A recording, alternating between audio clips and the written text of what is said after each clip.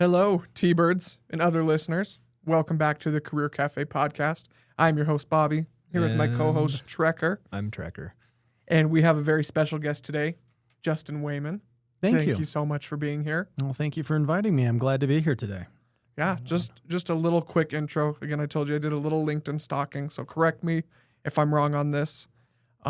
Justin is currently the Director of Human Resources at Cedar Band Corporation. He's held HR roles at Tamara Mining Company, CS Mining. And you've overseen recruitment, performance management, and employee development. Plus, you were a proud SUU alum. Well, maybe proud. Hopefully proud. Yeah, proud. still a proud SUU alum. Perfect. Oh yeah, you've even Awesome. got your SUU wristbands on. I do. I Yes. try to find ways to support in any way I can throughout the community. So Well, thanks for being here today, man. Appreciate it. thank you. Let me just quickly introduce the topic. This is one that you chose when you signed up, so you hopefully a little bit passionate about it. But realistic expectations for your first job out of college and why a college degree is still important to employers. So we'll get a little bit into that today.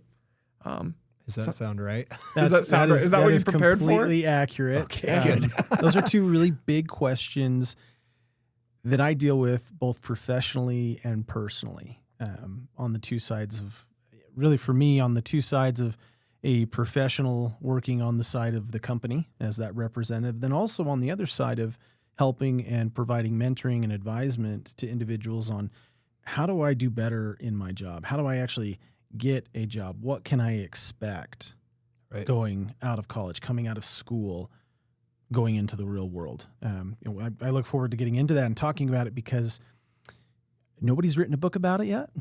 And Might be you're you. not, you're like you're not really prepared when you come out of college, when you finish school for that transition. And there's a lot that transpires in a very short amount of time when you make that change, when you go from student to employee. Oh, it's a big step. It is a very big step.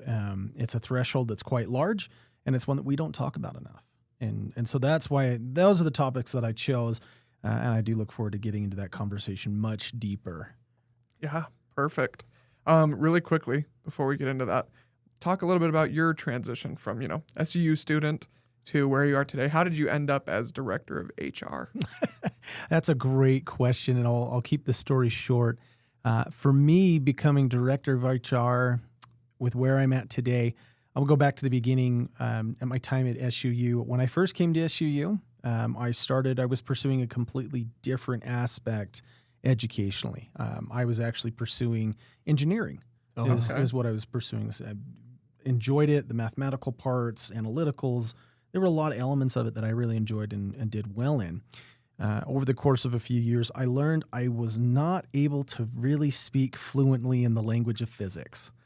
That became a turning point for me. So you're one of the majority. I'm one of the majority. That's fair. And that was okay. I don't speak that language well, but I do have family members who do in that regard. However, at that time, when I was here at SU, I had a great mentor and teacher who saw a skill that I had, particularly in the communication space, strategically from both a visual aspect, presentation, and communicating and working with people. During the introduction class that she taught at that time, and this was well over 10 years ago plus, she saw that skill set and she pulled me aside and basically said, you have a skill here. And this is something you do well. And if we had this type of a thing, this is where I'd be putting you. And that captured my interest, that captured my attention. And I said, I'm going to pursue this. I'm going to see what kind of an opportunity can come in this school aspect where I'm here academically pursuing that. And so I switched from engineering over to strategic communications, a very vast change in my academic horizon and pursuits. From there, I finished my schooling and I graduated. And shortly after graduating from SUU, which was one of the best times of my life, I met my wife here at SUU. So I have to pay homage to that as a wonderful institution. Still love SUU.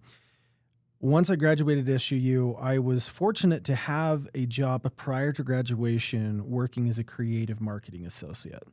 And I was working for a marketing and advertising operation that oversaw a multi spread of e-commerce operations online. So we did a lot of digital things. I worked there for a few years, and things started to change in a direction that I didn't want them to go. And so I looked out in the horizons. I said, hey, I've got this skill working well with people. What else can I do? I don't really want to stay in advertising. I want to get out into something that's a bit more interactive with people. I do enjoy working hand in hand and helping people develop, going those places. Found an opportunity at a company that I'd internshipped with prior to my engineering days, and realized, well, I don't want to do engineering, but they have an opportunity in their human resource department. They're seeking an administrator. And that was where my journey started in human resources to where I am today. I went to a mining company, a little small town, Milford, Utah. Oh, yeah. So, the locals know it, but a lot of people outside, it's very small. I commuted out there for 5 years, and that was where things started for me in human resources and people operations. And I grew to love it. I grew a passion in that space, and now that's where I am here today. HR. Justin, you make HR sound more interesting than anybody I've ever heard. No day is ever the same in human resources. I can say that. Yeah. So what is it? I mean, it sounds like you had a professor pull you aside, notice something about you, help you discover that about yourself, right? And we all need that perspective sometimes. What is it about HR that you enjoy so much, besides the fact that it sounds like it's a strength for you? It is a strength to me. It's a strength that I've had to work on. Yeah. What I love so much about HR, and this is an answer that I've continually used over the years, it's the people aspect. And I say that with passion and meaning, is it truly is the people. Because it's not only the people that I get to work with, but it's also the people that I get to work for. Because as in human resources, I like to think of it, and I've described it this way, as we're a turntable that rotates 360 degrees. There are times where we have to represent the company and the management, and we face the workforce and we share with them, here's the new change that's happening and here's why it's happening. And here's the good that can come from it. It's going to be hard, but we can do this. Mm-hmm. And then in that same token, there's also times where we have to pivot and we have to face to the company and to management and share with them, here's what the workforce is wanting. Here's what's not working. And here's what we recommend to change that so that we can make this more beneficial. So it's a constant twist and turn in both directions. And that is one of the things that I really love about it, is no day is ever the same, as I've mentioned. But I get to represent and I get to work with amazing people, amazing leaders, and I get to work with everywhere from the newest employee who just started last week to the employee who's been with us for 17 years. I get to work with both of those people and everywhere in between, and it's such a fun thing to share with all of them in that regard. And that's the people part of human resources or people operations, however you want to term it. Yeah. But it's the people part. That's what I love about it, because I found I have skills in that area, but it's working with the people that makes it fun. Not just with a computer all day. You get to work with people. That's great. Very different from engineering. Very, very different from engineering. I came to find out in an internship working with an engineer. In that respect, I realized this is not what I want to do my whole life. I want to interact with people. Well, it's like, I think I don't know anybody. Okay, there's a few. A lot of people get to school, and I changed my major 3 or 4 times, just trying to find it. Mm-hmm. Trying to find what I was good at, what I could enjoy doing every day. But no, that's glad you changed it. Sounds like it was for the best. I'm glad I changed it too. Yeah, so let's just get into the topic. I mean, I have some questions, but you have some notes. What should students really be expecting from their first job out of college? Well, first and foremost, as we began talking about, the biggest change is that it's not what you think it's going to be. When we graduate, when we leave the academic world and we come out of school with our degrees, our new credentials, and we go into the workforce, the expectations of what you're facing is you're now going from a world that has been structured and set with syllabuses and curriculums. Like the standard and how to get from A to B has been set for you. And the performance measurement has been pretty straightforward. It's you get an F or you get an A. And everything in between. That's how the system works. When you step into the workforce and you now transition into your first workplace, everything shifts because the expectations of what you've experienced in college, in that school setting, they no longer exist. That's not how the professional world operates. So you have changes completely in everything from structure to culture to performance to how you gauge yourself. And the biggest expectation I would say that you need to be aware of is you're stepping out of a world where you're given assignments, you're given things ahead of time, and you're told, hey, this is the expectation, you need to get this right, you're going to get a grade back. That doesn't happen anymore. That has now changed in the workplace to where you're now given a duty, a role, and an assignment, and you have to figure out how to do most of it, if not all. And that's the biggest expectation, the biggest change that a lot of people go through when they move from school into the real world, into the workplace. And that change is not an easy one because it can vary vastly depending on what your job is, where you work. Are you working in an office? Are you working on site on some type of project? Or are you working remotely from your computer, from your own home? All of those factors change how that dynamic works. But the real expectations is you're going to a completely new setting like when you got there. Your first day at college, it's intimidating, it was scary. I know that's how mine was. And you had to figure out how it all worked. First day in the job, same thing. You have to figure out how it works, how it changes. And the expectations, it's not going to be easy. You're not going to be the 100% person that knocks it out of the park, that knows everything of what's going on. You have to realize that you're first going to have a very steep and a very big learning curve, one that's going to be very continuous throughout your career, throughout your life, and throughout this job. And that's an important part, is knowing that you're going to have to relearn and learn a lot of things. For me, one of the biggest things that I learned was this isn't what they taught me in school. Yeah. And I know quite a few people, high-level individuals that I've worked with, have said that same thing. What I did in school and what I first started doing in the job, completely different things. There were similarities, but they were not in the same box. It's not going to be a clear transition of, hey, you learned all this in the textbook, now you got to figure out how to do it. It's, hey, the textbook helped you, that's going to be your foundation. Mm-hmm. But now you have to figure out how to learn how to do this yourself.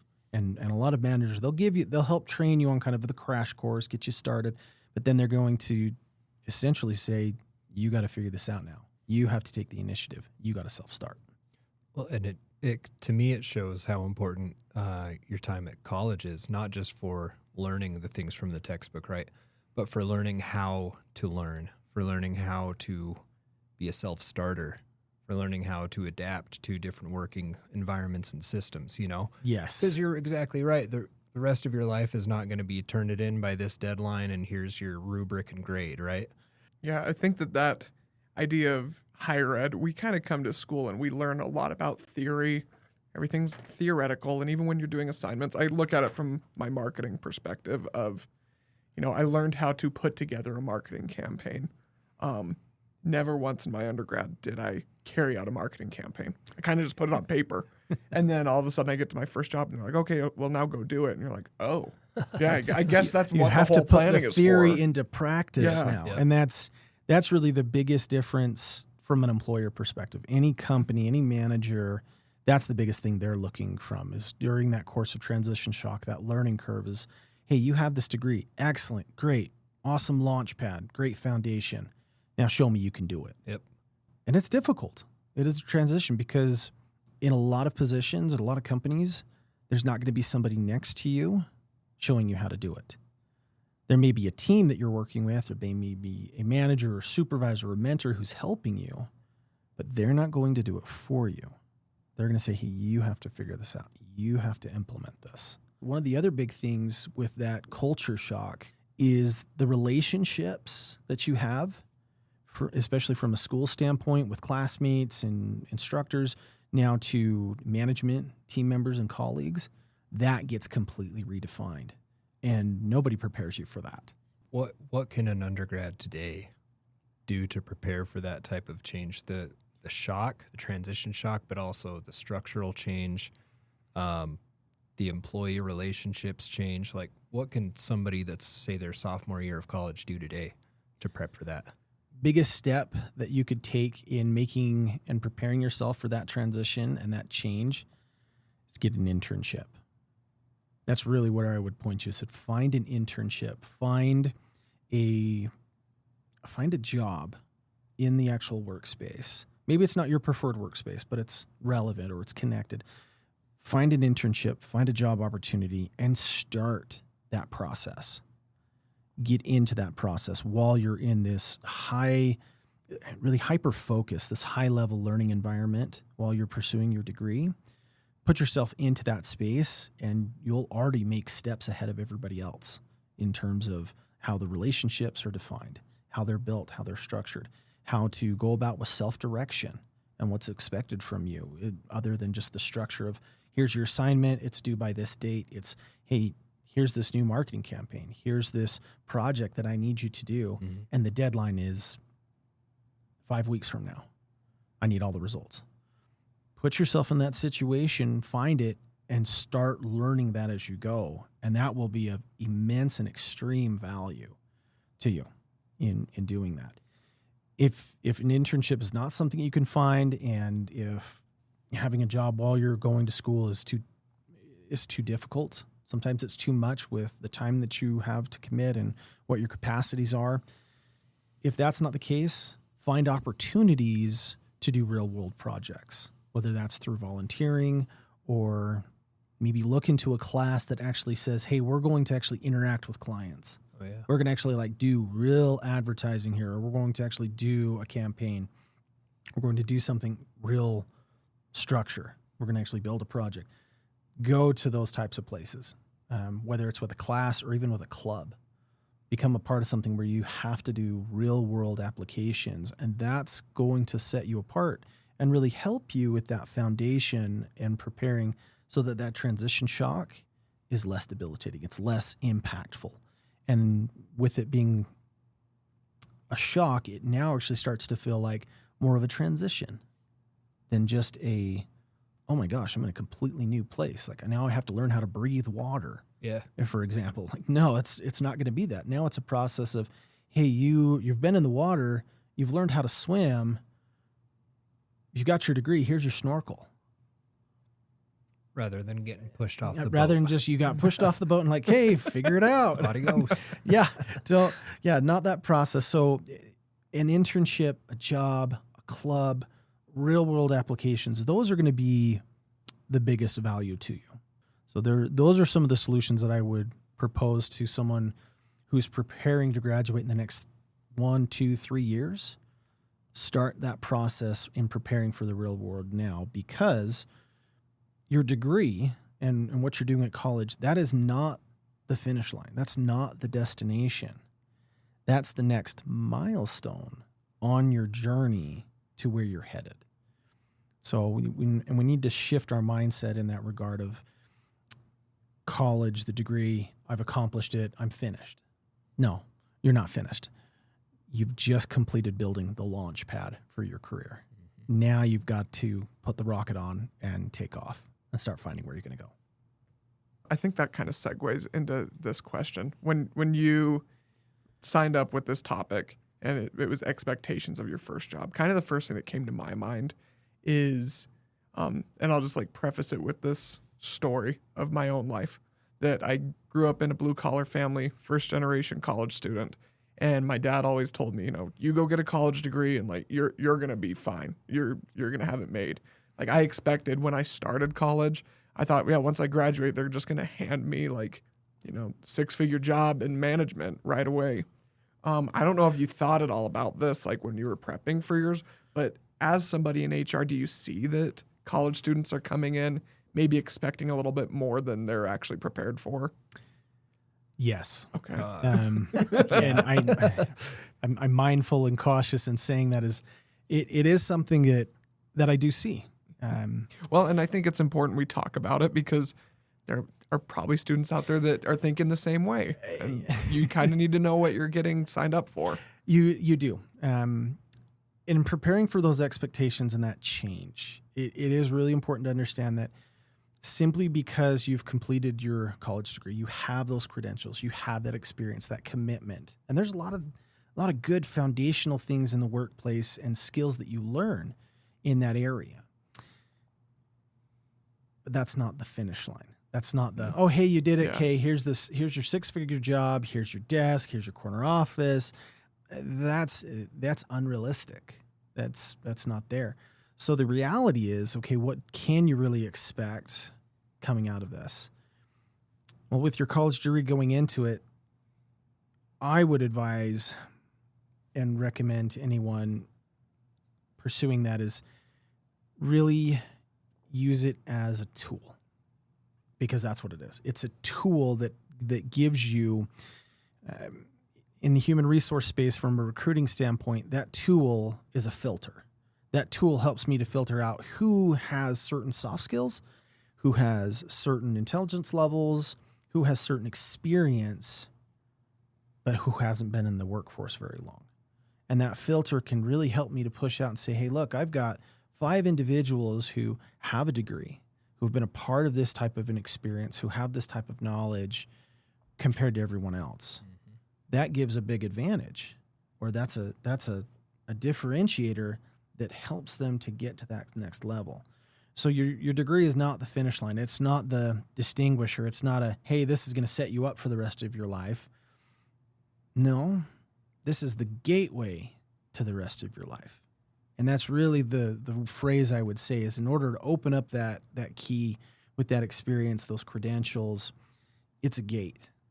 Getting your college degree, getting your certificate, getting those credentials, it's a process of getting through that gate, and that certificate, that diploma, that degree, that's your key. It opens that gate. Well, now you get across the threshold and go into the world now. You get to go into the workplace. That's where it's all going to come to test. It's great. This guy's got 15 years experience. That's awesome. He's an expert in what he does. This other guy, he's got 12 years of experience, and he's got a bachelor's degree in this. He's got a master's degree in this. This guy has put in commitment. He's built some skills in an environment that align with what we do as an operation. That may be more valuable. That may be more of what we're looking for versus someone who has that 15, 20 years of experience. So there's some key advantages with that. In terms of reality, you don't expect the world to be handed to you. It's not going to be. If anything, more so now than ever before, is you have to work at getting that first opportunity. There are less jobs now than there were 10 years ago. AI is having a big impact on that. But you have to start somewhere. I would highly advise for anyone graduating the next 2 to 3 years, don't think of your graduation as I'm done, I'm finished. Think of it as a launch point of, hey, I've gotten to this point, I'm ready to go. I'm taking off. You can use the example of NASA. Astronauts, scientists, they spend how many years training for that one moment of launch off? Yeah, you're right. A lot. They spend tons of time. College is the same thing. You spend years of your life, hours upon hours, hundreds of hours, if not thousands or more, preparing for that single graduation point. And once you get that, then it's you launch. You take off now. You got to go into the world. You don't know exactly where you're going. You have a destination, but how you get there, that's the opportunity. Yeah. I think that playing off of that NASA analogy, a student can look at that and go, well, I don't want to do all the front work. I just want to get in and get experience. How often are they going to say, oh yeah, you've never been to a classroom. Come and learn about rockets. Come play with rockets and get experience. It's exactly what you talked about. I was like, that's the gateway of you have to have the degree. You have to kind of pay your dues and say, okay, I'm capable of learning how to do your job because I know the lingo, I know the theoretical side of it. Now teach me the practical sides. And I think I'm kind of talking in a circle now, but no, so you're not. Well, if that's a circle, it's I would call it a circle from the top view. It's a spiral going up in that regard. That's exactly it. For a college degree is something that, as an employer, shows any company you're teachable and you're committed. Well, that's what companies, that's what employers, that's what teams want. They want somebody who is teachable and committed. Can you learn what I need you to learn to do this job? Are you going to be committed to our operation and what we do? And those are two very important things in going about it. From an employability standpoint, a degree is huge. It shows me as a recruiter, if I'm evaluating your resume and I'm looking this before I've even talked to you, those are two things that I'm looking at. I'm looking at your work history and I'm looking at what's your education. What kind of credentials do you have? Oh, you have a bachelor's degree. You have a master's degree. You're pursuing a master's degree and you're still looking to work. You are teachable. You're committed.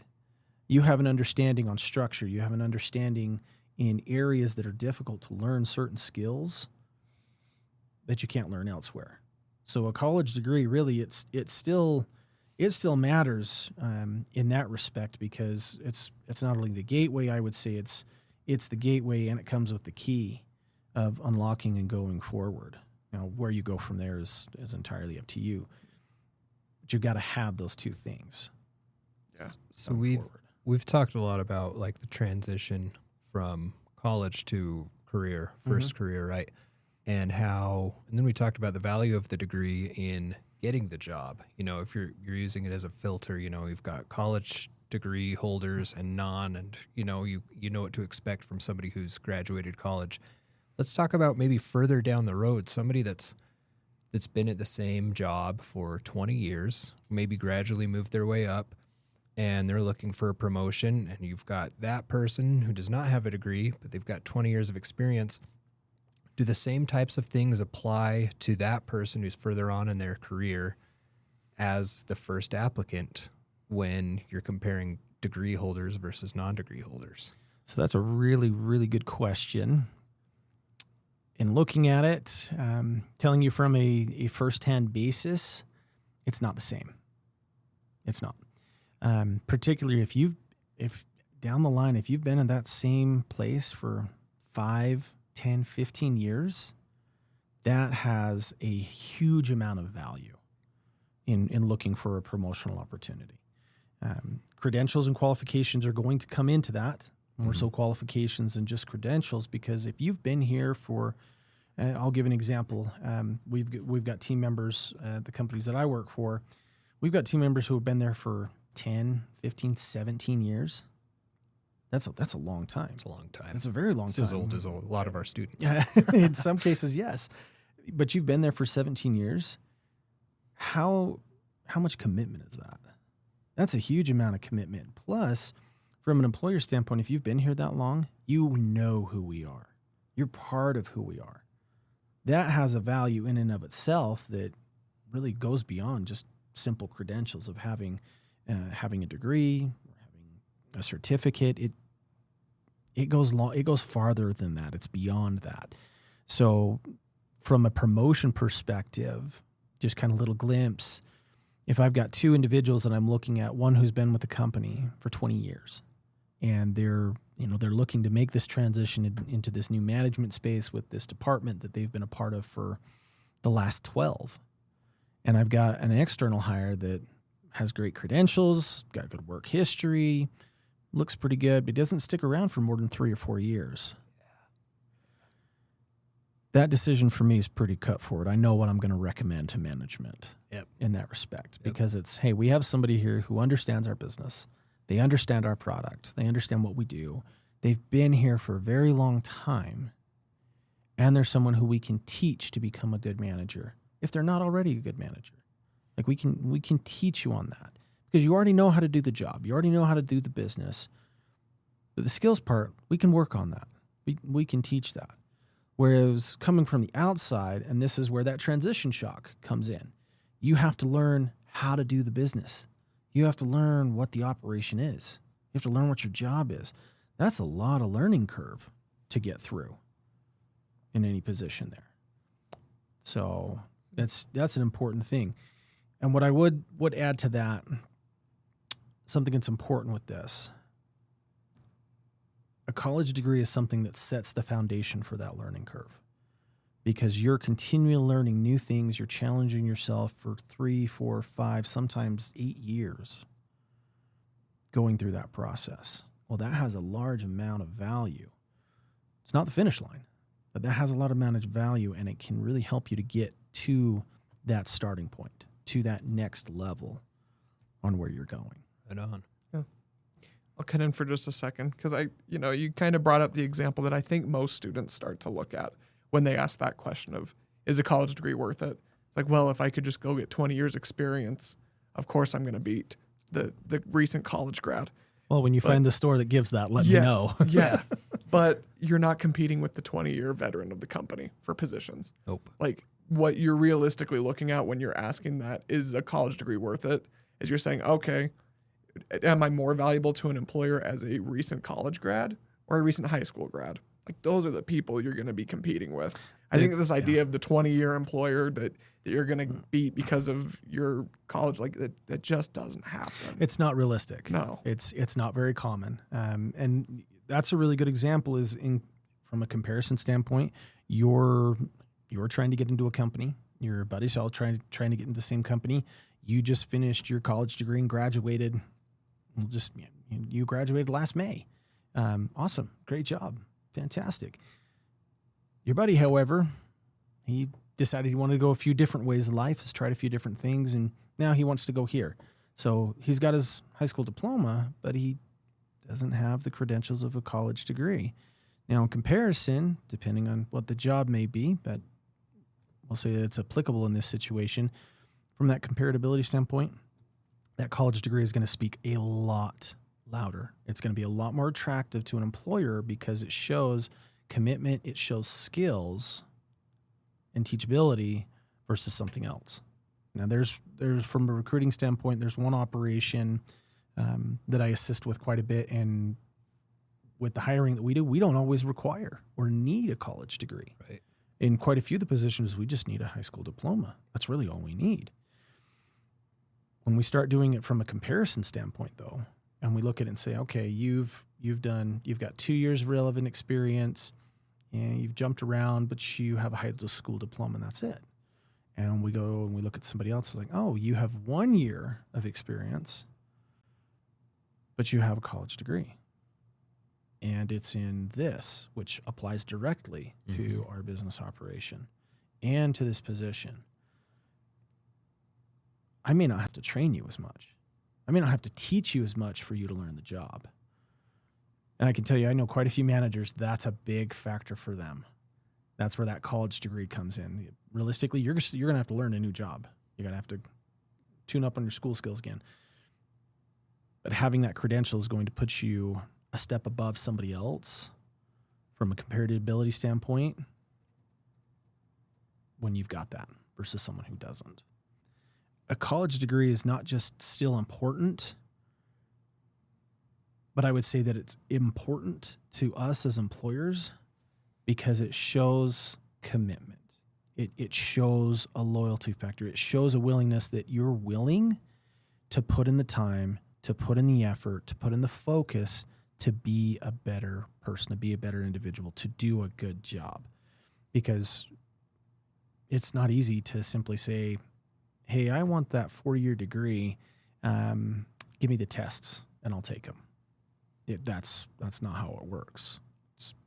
Can't do University of YouTube and then take them, right? I still haven't seen the YouTube University plaque, so I don't know yet. But yeah, it's difficult when you put in that commitment, you put in that growth. That's something that matters to us as employers. Well, and the follow through, really the completion too. The completion of it. If I may, I was on a hiring committee recently, and a minimum requirement for the job was an associate degree. And I mean, nowadays students usually just skip that entirely. It don't even apply, right? But But we had applicants with master's degrees applying. We had applicants with bachelor's, associates. But we had, what I thought was interesting and relevant to this conversation is we had a pool who did have some college experience, but they didn't finish the degree. And it's like, this person may have taken one class. This person may have been one class short of that degree, but it was the follow through and the completion that got them a job interview. It's just that one degree short of temperature degree, whatever it is, that they didn't complete it. And then that's why they didn't get an interview. Yeah, I've met with quite a few of those individuals myself with various positions as some college experience, but no degree. Yeah. Oh, okay. Tell me why.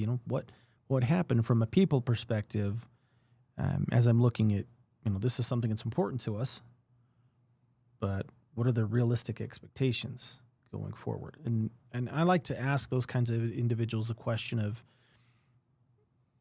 tell me about your college experience. What have you completed? And what do you consider to be your biggest regret or your biggest failure in life so far? That's a question I ask them. And oftentimes they'll answer, and quite a few of them do, is not finishing school. Okay. Tell me why. Why didn't you finish school? What happened? What was the situation of life that may have occurred? Yeah. And sometimes you find out and you realize, there's no way.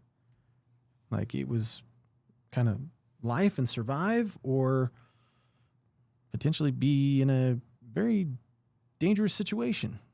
Mm-hmm. It can go a lot of directions. So I like to ask that question, but there is a growing number of people who start the college journey and either they make the decision or they come to realize, hey, this isn't for me. Hey, that's all right. There's nothing wrong with that. If it's not for you, maybe use that to your advantage. For me, I would recommend, if you still want some education, you still want some certification in that regard, something to give you an advantage outside of having to put in 2-3 years to become really good at something, go to a trade school. Yep. Find a skill in the trade aspect. See where you can go with that, because that's another realistic expectation in what you're doing, is maybe what you studied in school and what you got a degree in isn't something that translates to the real world in terms of a work opportunity. It's statistically, the number continues to kind of waver. But last I checked with pandemic results, they said near 60% of individuals who graduate end up working in a field or in an industry that has no relevancy to what they did in school. Oh, wow. That's huge. That's an alarmingly high number in that regard. But it also does go to show that there's value to it. There's a huge value to it.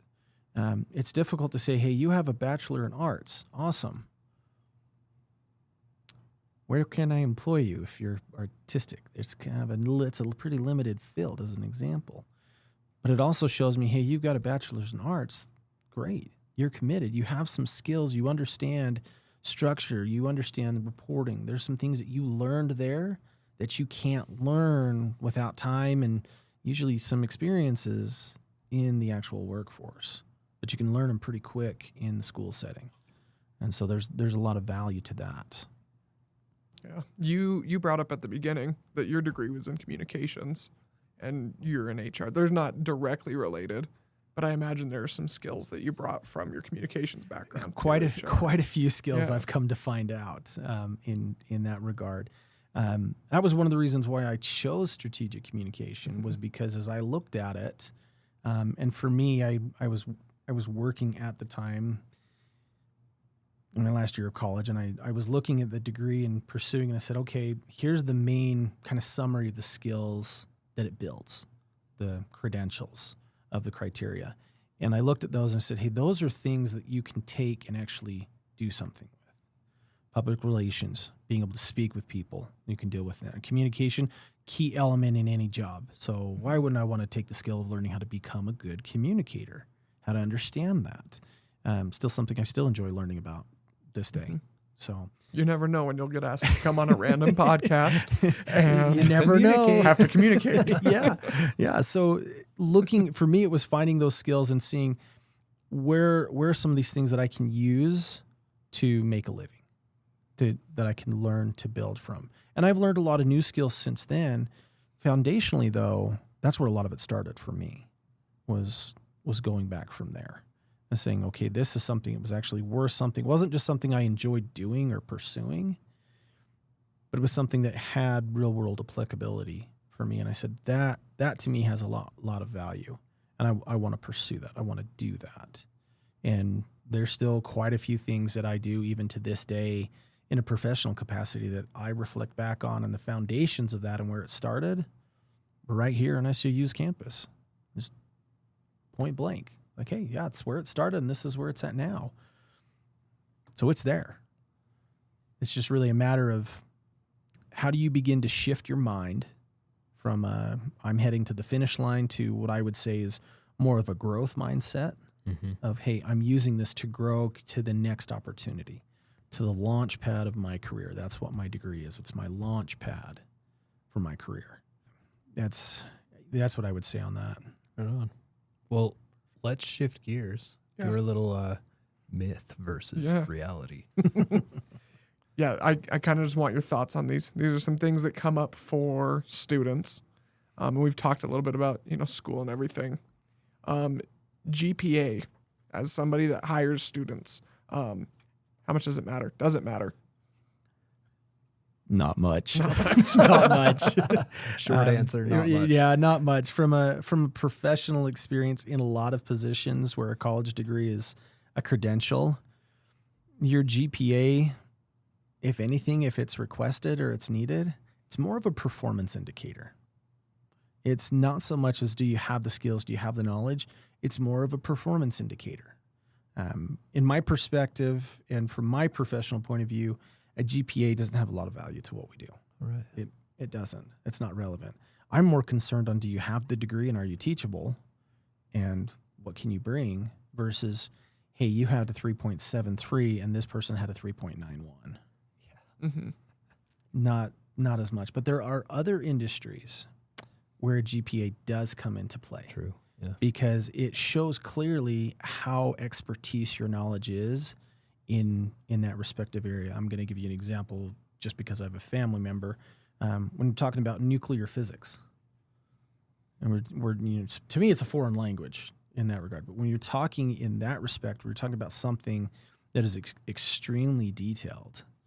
A GPA is going to be a factor of significance. 3.1 versus 3.8. Probably pretty big difference. Tell me which person you're leaning physics. towards based upon the subject matter. So it's not something that's irrelevant. It has relevancy in the right space is what I would say there. Next. I think it's one of those qualifying factors where it's, you need to see that you didn't completely fail college. But yeah, it's like you said, the 3.7 versus 3.8. Yeah. If I'm really curious, I'll ask for a transcript. Yeah. But I'm not going to ask for that typically. Okay, next question. So, background on this.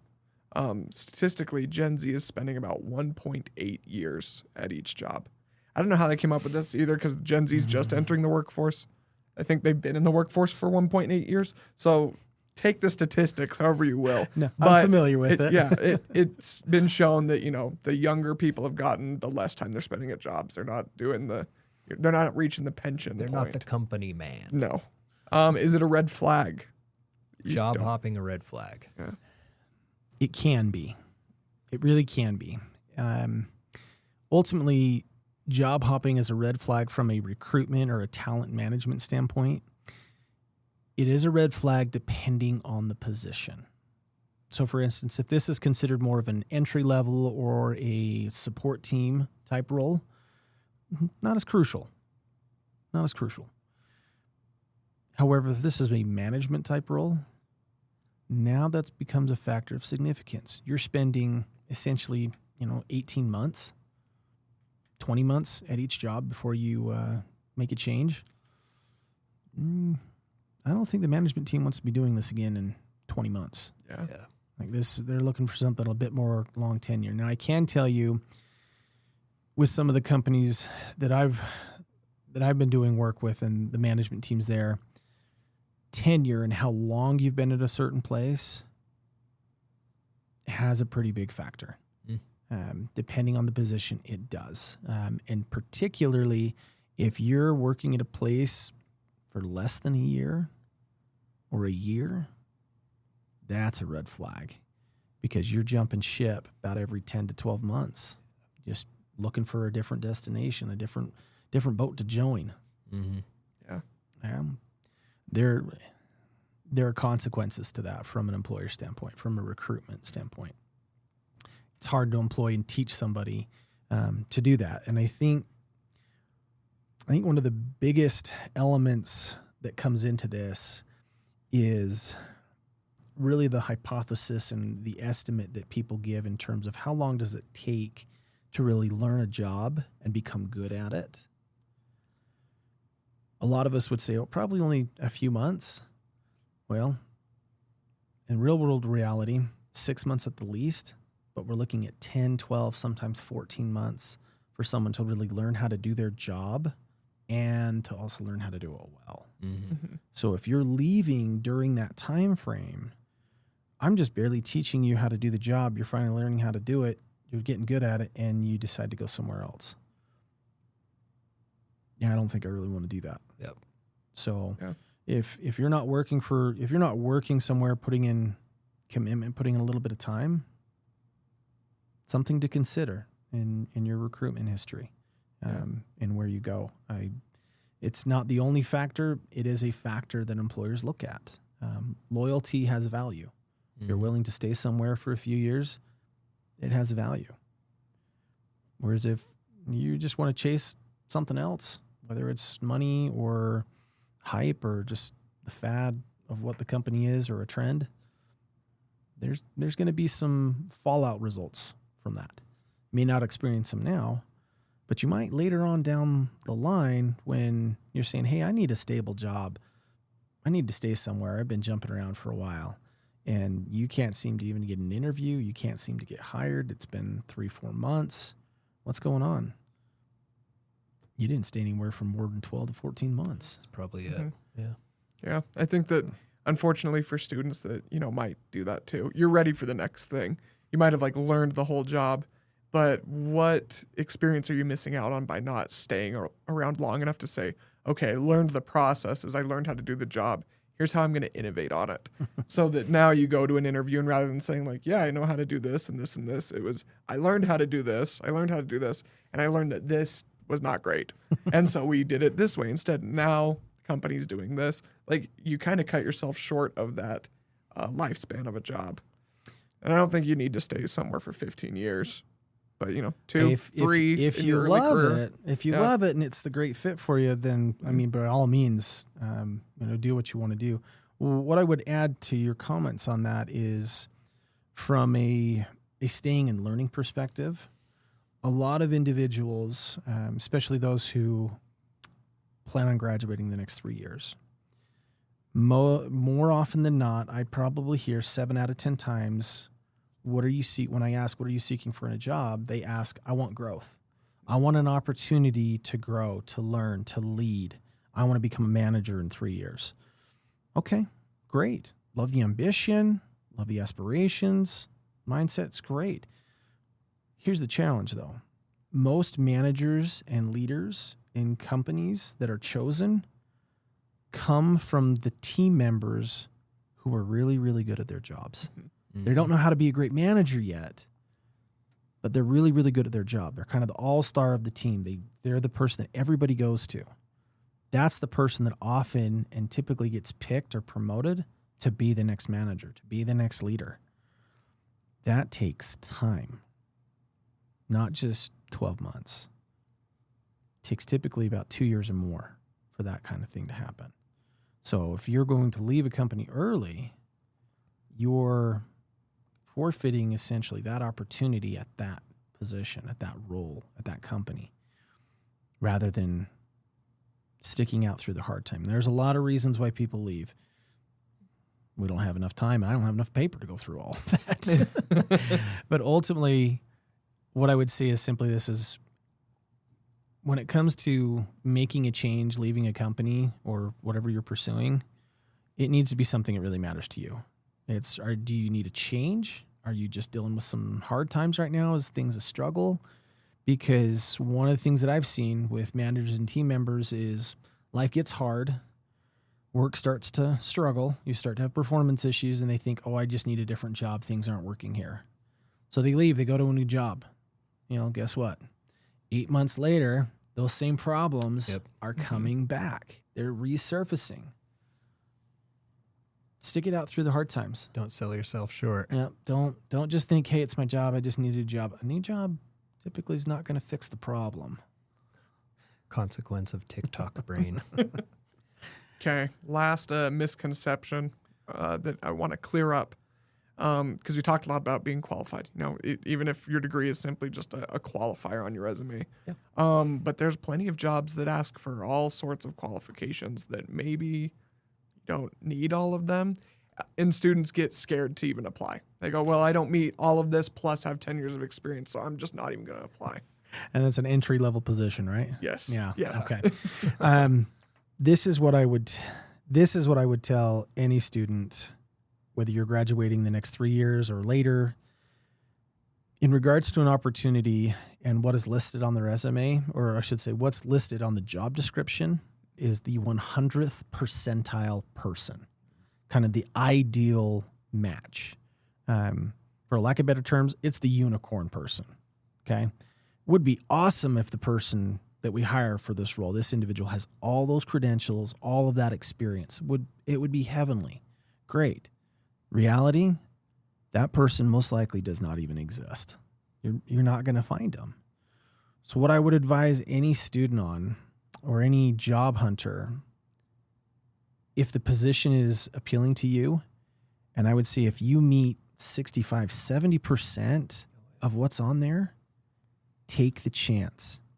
Take the shot, because most companies, not all, but most companies typically hire for the right fit. They want to hire the right person for the job, not just fill the space. Maybe some of those things can be taught on Exactly. the job if they fit. There's right? quite a few managers that I've worked with where that's literally what we talk about when we're going through our recruitment phase is, okay, what kind of person are we really looking for? Well, I like this guy and this lady and all of that. And a lot of times what it comes down to is, and I've got a few managers that say this quite often, they said, I can teach you how to do the job, but I can't teach you how to treat customers the right way. I can teach you how to do the job. I can train you on how to run the projects, run the reports. I can train you on all of that.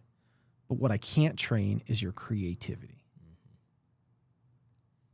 That's a factor right there. So just because you don't meet the qualifications 100% doesn't mean don't go for the job.